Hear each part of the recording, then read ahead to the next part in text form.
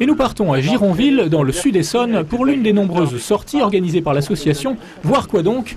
Eh bien, les pelouses sèches du parc du Gâtinais, dont la gestion a été confiée à Nature Essonne avec l'accord des propriétaires des parcelles, bien évidemment, afin de sauvegarder ce qui ressemble de prime abord à quelques herbes folles. Mais ne vous fiez pas à cette drôle impression. Je crois que vous allez adorer parce que c'est splendide comme coin. Et la balade commence par une incroyable question. Est-ce que vous savez quelle est la différence entre une prairie et une pelouse? Quelqu'un a une idée? Eh ben non, Thomas, on ne sait pas. Donc une pelouse par rapport à une prairie, c'est un milieu qui est beaucoup plus pauvre, pas beaucoup d'humus, pas beaucoup de matière organique, mais pourtant il y a une grande diversité de flore. Par exemple ici, est-ce que vous avez une idée combien est-ce qu'il y a sur le site Natura 2000 qui s'étend un peu partout ici autour? Est-ce que vous avez une idée combien est-ce qu'il peut y avoir d'espèces végétales? Alors, parc du Gâtinais, voilà, pelouse sèche. Alors, près de 400 espèces végétales différentes. Donc, très riche sur le plan de la diversité. Et même qu'au printemps, la pelouse devient multicolore, avec de nombreuses fleurs, dont 13 espèces d'orchidées, c'est vous dire.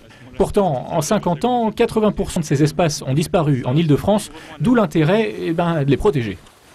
Alors vous voyez, il y a les petits junipérus ou genivriers qui se mettent à pousser.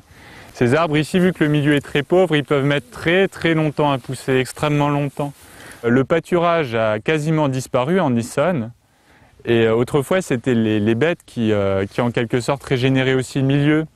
Et puis avec l'agriculture, on a pris de plus en plus de place aussi pour l'agriculture, ce qui est totalement normal avec l'expansion de la population. Se sont retrouvés quelques petits îlots comme ça, quelques bribes de pelouse qu'on a classées en Natura 2000 parce que ce sont des petits îlots, des arches de Noé qui sont au sein comme ça d'un paysage agricole ouvert. Il y a beaucoup de sorties gratuites qui sont proposées par l'association pour le grand public et ça rentre dans la partie faire connaître. Donc dans la partie faire connaître, on invite les gens à aller sur le terrain, à découvrir la richesse du patrimoine naturel essonnien et puis à montrer qu'on peut tous faire des choses concrètes qui sont utiles, quoi. Donc nous, notre but, c'est pas non plus de mettre une cloche sur le milieu et de s'arranger pour qu'il n'y ait pas de perturbation, quoi.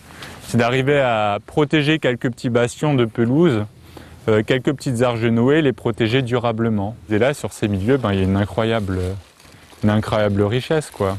Il faut vraiment se motiver pour les protéger. Et on termine la balade avec quelques petites notes insolites, comme cette grotte naturellement creusée dans le grès.